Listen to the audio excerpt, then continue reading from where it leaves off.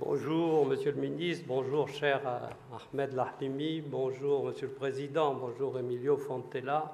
Je suis très heureux d'être au Maroc et d'être aujourd'hui avec vous. Alors évidemment, je vais changer de registre, pardon de le dire comme ça, mais je vais passer de la prophétie participative à un exercice de pédagogie modeste, d'explication autour du co-développement, le sujet du jour, et des mondialisations historiques telles qu'elles ont été exposées par Fernand Braudel et Emmanuel Wallerstein. Alors, il faut savoir un petit peu, on a beaucoup parlé de co-développement aujourd'hui, peut-être qu'il y a un effort que je vous demande de faire avec moi de définition. Je commencerai par donner quelques éléments fondamentaux du co-développement.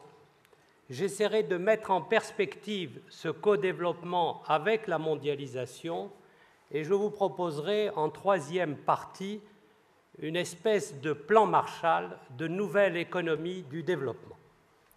Alors, à ce sujet, quels sont les fondements économiques et sociaux du co-développement? Il y en a trois. Il s'agit d'abord de canaliser l'épargne des migrants vers l'investissement. Le deuxième point est de mobiliser la diaspora, toutes les diasporas, sur le développement de leur pays d'origine. La troisième chose, c'est de trouver un nouveau paradigme de développement au sein du capitalisme et qu'on appelle le co-développement. Alors ce co-développement se situe à la confluence de problématiques des migrations, et ces migrations aujourd'hui, je vais en dire quelques mots, ont une importance considérable parce qu'elles sont motrices des nouvelles mobilités. Donc, premier élément, les migrations. Deuxième élément, leur injonction sur le co-développement. Alors, de quoi s'agit-il? Depuis 25 ans, on observe une accélération aujourd'hui de la mobilité des biens. On l'observe avec le commerce international, des flux financiers et des personnes. Ces mobilités sont extraordinaires et elles étaient imprévues. Elles résultent pour une grande partie de l'influence des médias, télévision, téléphone, Internet, qui font croire bien souvent que les pays du Sud sont moins préparés, si je puis dire, à recevoir des gens que les pays du Nord qui seraient un Eldorado. En vérité, tout concourt aujourd'hui pour accélérer les migrations. Ça n'était pas prévu, contrairement à ce qu'on dit aujourd'hui. La mondialisation, à travers les nouvelles technologies de l'information et de la communication, a comme effet imprévu l'accélération des mobilités qui sont aujourd'hui incontournables. On ne peut plus aujourd'hui les empêcher. C'est la raison pour laquelle, dans les nouvelles propositions qui se font jour aujourd'hui, il faut réguler ces mobilités. Alors, je ne sais pas s'il faut un ministère de l'immigration et d'identité nationale, mais ce dont je suis sûr, c'est qu'il faut aujourd'hui reconnaître un droit à la mobilité. Et ce droit à la mobilité, il n'est pas nord-sud, il est nord-nord, il est nord-sud, il est sud-sud. Autrement dit, il y a là un élément important. Alors, les migrations nord-sud, ou plutôt sud-nord, posent un énorme problème aujourd'hui à propos des élites. On constate une véritable désertion, notamment dans le domaine de santé avec les médecins et les ingénieurs qui quittent les pays d'Afrique subsaharienne. Le Maroc est concerné, comme l'Algérie, et on considère que sur les élites, disons sur une certaine catégorie d'élites, en Afrique, sur 1,2 million cadres de niveau supérieur, 600 000 aujourd'hui sont dans les pays du Nord. Imaginez le potentiel humain qui s'expatrie aujourd'hui du Sud vers le Nord et quelle est la réaction des pays du Sud. Et c'est là où je pense qu'il y a un élément intéressant, c'est de voir ce que fait la Chine à ce sujet. Pour réagir contre cette fuite des cerveaux et faire revenir les cadres qui ont été formés à l'étranger, un pays comme la Chine met en place une stratégie pour encourager les retours et lutter contre la fuite du capital humain. Le gouvernement chinois informe la diaspora de l'existence d'offres d'emploi proposées à des niveaux de rémunération très élevés pour les aider au rapatriement. Il propose aux expatriés des visites de courte durée pour servir le pays. Les administrations locales rivalisent de moyens pour attirer ces diplômés formés à l'étranger. C'est à Shanghai que cette politique a été la plus efficace et a donné ses résultats. Ne pensez pas que ça concerne que les pays du Sud. Ça concerne également les pays du Nord. Cette désertion de la main-d'œuvre qualifiée et cet exode des cerveaux, on l'observe notamment en France, où de nombreux cadres supérieurs quittent la France pour aller en Angleterre, aux États-Unis ou ailleurs. Donc il faut réfléchir aujourd'hui. Les migrations à travers les mobilités générées par la mondialisation donnent cette espèce de double mobilité et qui modifie considérablement le paysage de la migration. Nous ne sommes plus uniquement dans des échanges migratoires, si je puis dire, qui se situent au niveau modeste avec les immigrants, mais aujourd'hui, la migration a un aspect nouveau et il faut tirer parti économiquement de cette double mobilité. Le co-développement propose d'aider les migrants à être des facteurs potentiels de développement dans leur pays d'origine au travers de mécanismes migratoires, financiers et socio-culturels. Ce mécanisme socio-économique n'est pas complètement désintéressé. Il est censé répondre à des urgences du moment en s'inscrivant dans une dynamique visant à recapitaliser, à revitaliser les forces vives dans l'ensemble des pays en développement, mais également dans ce qu'on appelle ces PMA, pays moyennement avancés. En vérité, on s'aperçoit aujourd'hui que le co-développement est un nouveau mécanisme économique pour corriger les asymétries économiques de développement entre Nord et Sud, mais même à l'intérieur du Sud et également à l'intérieur du Nord. Et cette chose-là est d'autant plus indispensable au regard des mouvements de population qui se sont opérés. Hier, il a été signalé que la population mondiale du globe était de 6 milliards d'habitants, qu'elle avoisinerait les 9 milliards d'habitants en 2050. Mais cet accroissement de la population va poser de nombreux problèmes, parce que 50% de cette population se retrouvera en situation de précarité financière, de précarité éducative, de précarité sanitaire, à quoi s'ajoutent des infrastructures déficientes et une corruption forte. Autrement dit, on a un double mouvement aujourd'hui qui s'opère avec cette question des migrations. C'est-à-dire que d'un côté, il y a des phénomènes d'enrichissement considérables et de l'autre côté, il y a des phénomènes de précarité. C'est ce qu'on appelle, pour simplifier, le modèle singapourien. Alors, il a été évoqué le colonialisme, il faut quand même en dire un mot. Je crois que le co-développement peut achever, si je puis dire, la décolonisation. Historiquement, le XXe siècle, ça a été rappelé, on vient de parler de la chute du mur de Berlin, mais c'est également, technologiquement, le siècle des nouvelles technologies de l'information et de la communication, et c'est également le siècle de la décolonisation. Mais à mon avis, si la décolonisation a pu se faire sur le plan politique, elle ne s'est pas faite sur le plan culturel, elle ne s'est pas faite sur le plan social et pas plus sur le plan économique. Et c'est la raison pour laquelle, aujourd'hui, il s'agit de proposer un modèle de développement économique qui viendrait à bout de cette colonisation économique. Et c'est là-dessus que je voudrais insister. L'objectif du co-développement est de montrer que les transferts de devises fortes peuvent mettre en jeu un mécanisme cumulatif favorable au décollage et à la croissance dans les pays en développement. Il s'agit de ce qu'on appellerait un multiplicateur qui rappelle, alors référence historique, je le dis devant de brillants économistes comme mon ami Christian de Boissieu, mais il s'agit de refaire un petit peu ce qu'avait proposé Keynes à son époque.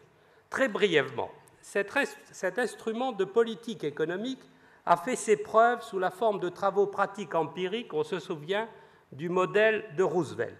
C'est grâce à l'effet de multiplication que les économies occidentales sont sorties de la crise de 29 et ont pendant un certain temps recouvré leur santé.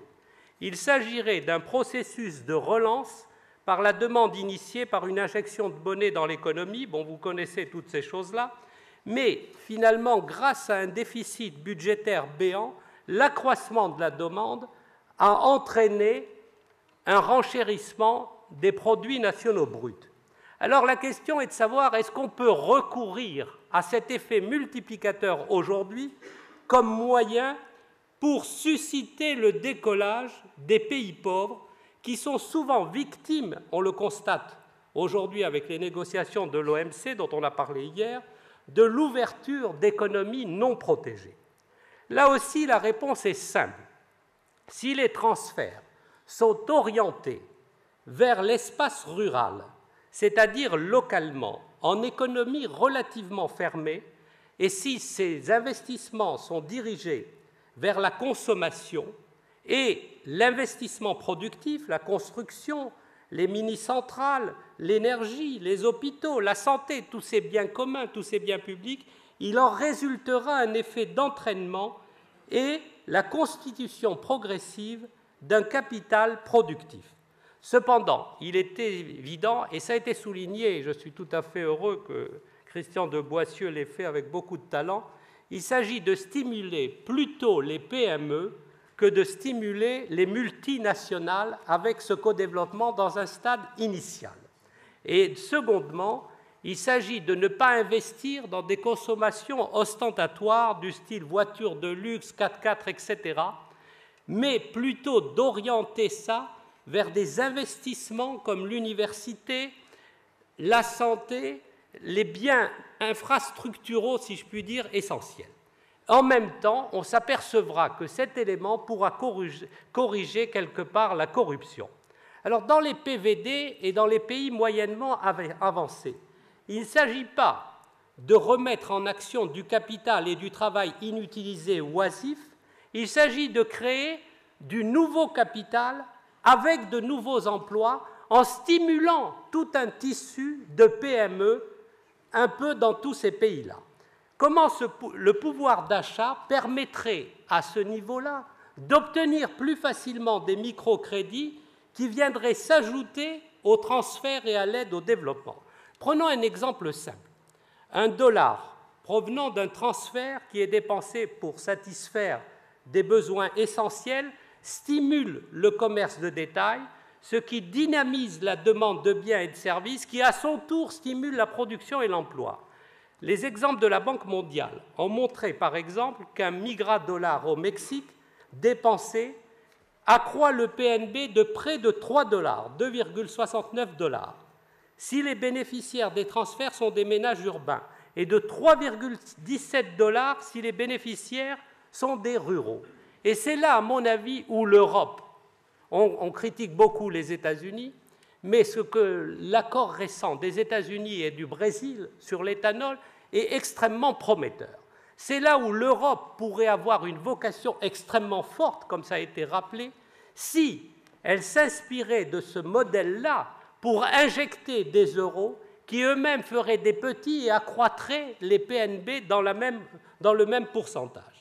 Pour que les résultats de cet effet d'amplification du multiplicateur soient possibles, il est naturellement indispensable que les transferts ne soient pas détournés par la corruption et que ces transferts soient sécurisés à travers des systèmes bancaires. Donc je pense que... Alors, à partir de cet élément, disons, modeste du codéveloppement, élargissons la donne à la mondialisation et passons du codéveloppement au développement. Alors, pour lutter contre la pauvreté et pour faciliter le développement, il faut naturellement utiliser ces transferts de devises, mais vous savez que ces transferts de devises ne sont pas...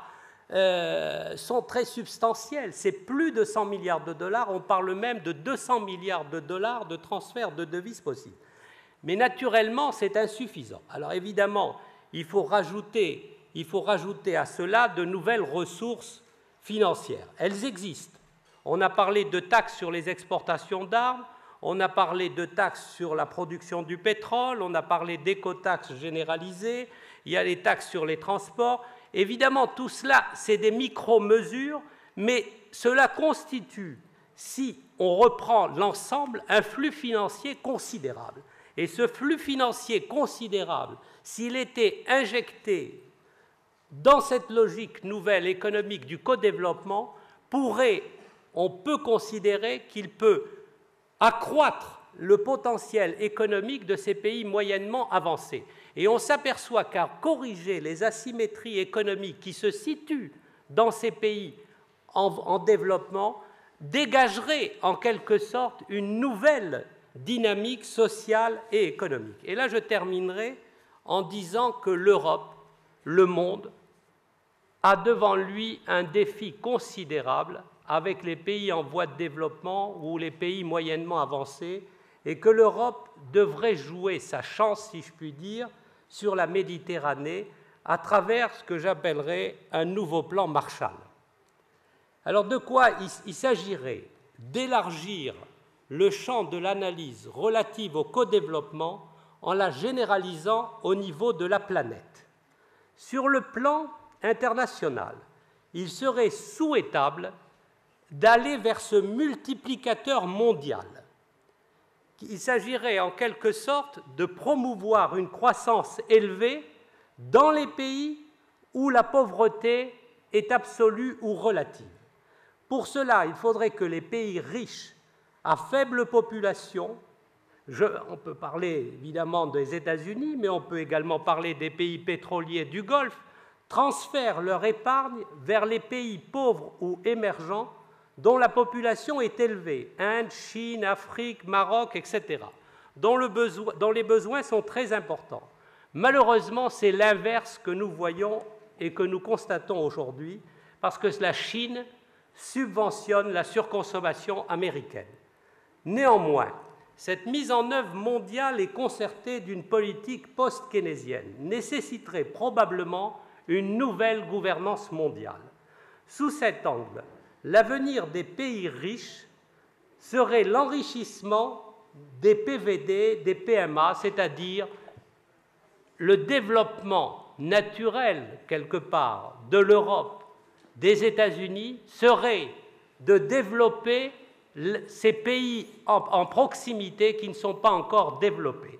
Il y a là quelque chose aujourd'hui d'une réconciliation entre l'économie et le politique. Il faut revenir à l'économie politique et le co-développement nous permet cette chose-là. Et je terminerai en disant la chose suivante. Pour que tout cela marche, et je fais ça sous forme de question, est-ce que la mondialisation aujourd'hui est capable d'être intelligente? Je vous remercie.